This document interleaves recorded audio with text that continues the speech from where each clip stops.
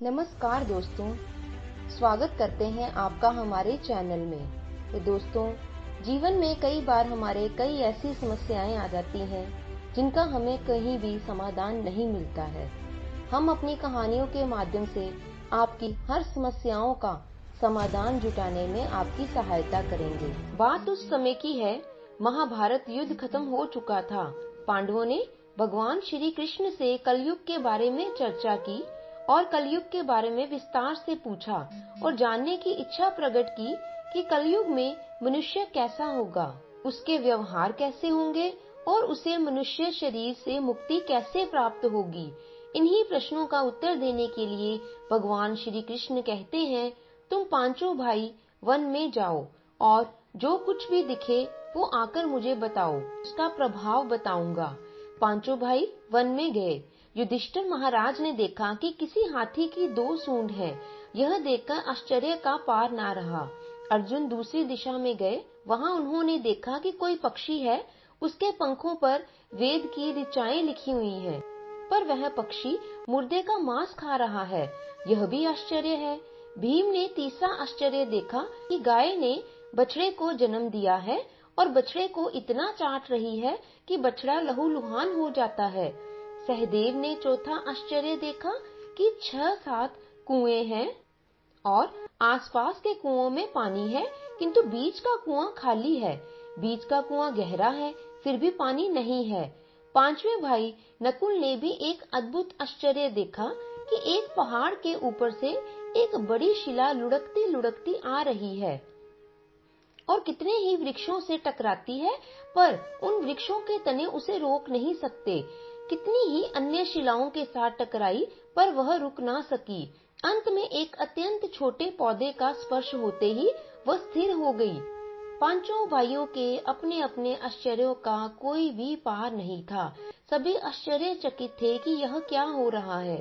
शाम को वे श्री कृष्ण जी के पास गए और अपने अलग अलग दृश्यों का वर्णन उनको सुनाया। युधिष्ठिर जी कहते हैं, मैंने 2 सूंड वाला हाथी देखा तो मेरे आश्चर्य का कोई पार ही ना रहा। तब श्री कृष्ण ने कहा, कलयुग में ऐसे लोगों का राज्य होगा जो बोलेंगे कुछ और करेंगे कुछ। ऐसे लोगों का राज्य होगा, इससे तुम पहले राज्य कर लो।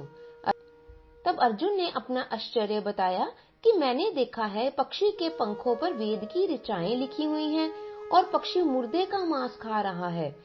तो श्री कृष्ण जी ने कहा, इसी प्रकार कलयुग में ऐसे लोग रहेंगे जो बड़े बड़े विद्वान तो कहलाएंगे, किंतु वे यही देखते रहेंगे कि कौन सा मनुष्य मरे और हमारे नाम से संपत्ति कर जाए।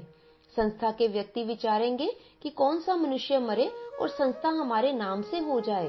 हर जाति धर्म के प्रमुख पद पर बैठे हुए विचार करेंगे कि चाहे कितने भी बड़े लोग होंगे, किंतु उनकी दृष्टि तो धन के ऊपर, मांस के ऊपर ही रहेगी। ऐसे लोगों की बहुतायत होगी जो पर धन को हरने और छीनने को आतुर होंगे और कोई कोई विरला ही संत पुरुष होगा। भीम ने अपना आश्चर्य बताया कि मैंने देखा है कि एक गाय अपने बछड़े को इतना चाटती है कि बछड़ा लहूलुहान हो जाता है। तो श्री कृष्ण जी ने आगे से उत्तर दिया कि कलयुग का आदमी शिशुपाल हो जाएगा। बालकों के लिए इतनी ममता करेगा कि उन्हें अपने विकास का अवसर ही नहीं मिल पाएगा। किसी का बेटा घर छोड़कर साधु बनेगा तो हजारों व्यक्ति दर्शन करेंगे, किंतु यदि अपना बेटा साधु बनता होगा तो रोएंगे कि मेरे बेटे का क्या होगा। इतनी सारी ममता होगी कि उसे मोह माया और परिवार में ही बांध कर रखेंगे और उसका जीवन बिल्कुल ही व्यर्थ हो जाएगा और अंत में वह बेचारा अनाथ होकर मरेगा।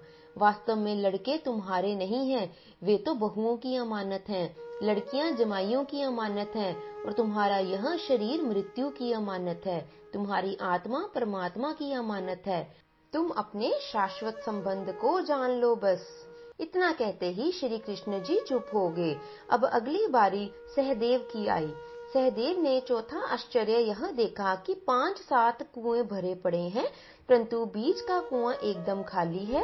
तो श्री कृष्ण जी ने बताया कि कलयुग में ऐसा समय आएगा कि बहुत अमीर व्यक्ति लड़के लड़की के विवाह में, मकान के उत्सव में, छोटे बड़े उत्सवों में तो लाखों रुपए खर्च कर देंगे, परंतु पड़ोस में ही यदि कोई भूखा प्यासा मर रहा होगा तो यह नहीं देखेंगे कि उसका पेट भरा है या नहीं।